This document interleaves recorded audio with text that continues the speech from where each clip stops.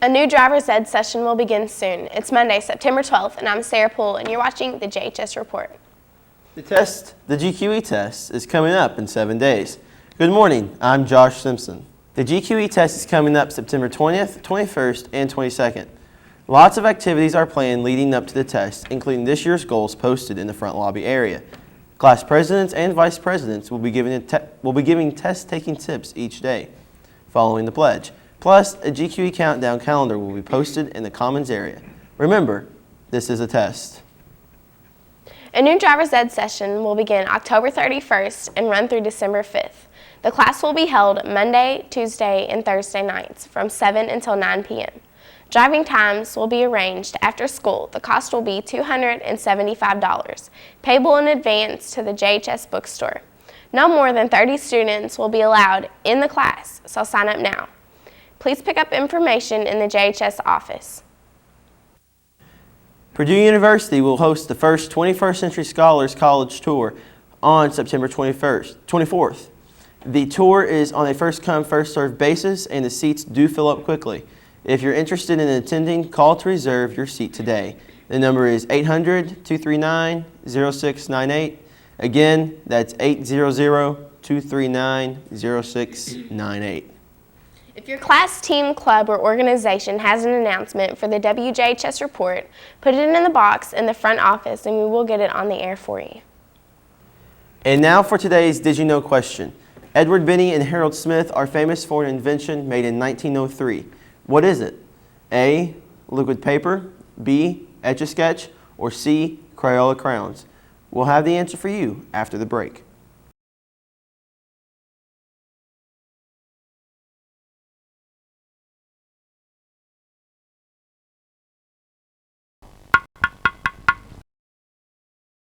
Wake up. This is important. GQE testing. September 20th, 21st, and 22nd. Get ready. This is a test. Good morning, I'm Logan Muller with today's JHS Sports. The Jeff boys football team picked up their first win of the season with a 35-21 win at Madison Friday night after coming from 14-0 in the first quarter. Red Devils sophomore quarterback Terrence Johnson ran for 161 yards and 1 touchdown and also passed for 180 yards and 2 TDs. Trey Burgess led the rushing attack with 135 yards and 2 TDs. Charles Goodman and Najee Overton received the touchdown passes from Johnson of 15 and 29 yards respectively. The New Albany girls golf team won the Hoosier Hill Conference meet at Seymour Elk Saturday. The Bulldogs shot a score of 362. Jeffersonville was 7th with a 422. Jessica Cheshire was low for Jeffersonville with a 103. In girls soccer, Janelle Benavides scored the Red Devils' only goal in a 1-1 tie at Forest Park. Jeff's Chelsea Grover recorded the assist on Benavides' goal. The Red Devils now are 3-2-1 on the season and will visit Corden on Monday. In boys tennis, Class 4A number 10, Floyd Central went 3-1 during the Jeff Invitational. The host Red Devils and Silver Creek each lost 4 matches. Both squads fell to Columbus North, Forest Park, Mater D, and Boonville. In cross country, the Jeff boys placed 10th in the Brown County Eagle Classic. The Red Devils' Neil Masterson finished 22nd in 17 minutes and 28 seconds. Teammate Justin Worthington was 23rd in 17 minutes and 29 seconds. Here's a look at today's JHS sports schedule. JV football will host Madison at 6:30. Freshman football at Madison at 6:30. JV and varsity volleyball at Christian Academy 6 p.m. C-team volleyball at Salem at 6 p.m. Girls varsity soccer at Corden Central at 5:30. And Jeff girls golf will host Providence at 3:30. And that's a look at sports. Now back to you all in the studio. Now for today's school lunch menu with Chef Nicholas Jacobs.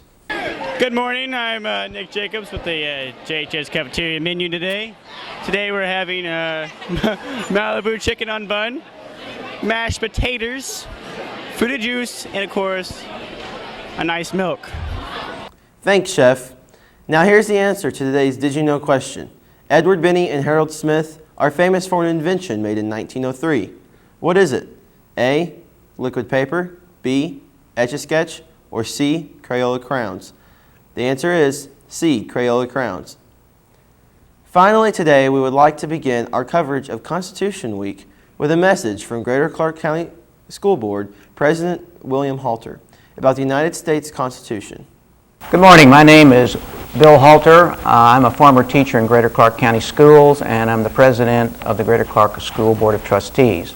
I am going to give a small presentation today on the Constitution, why we're about to observe it on the 16th of September, and a brief outline. It will be then up to your history teachers to go into greater detail, which I'm sure they always do anyway, but let me now tell you why we're doing this.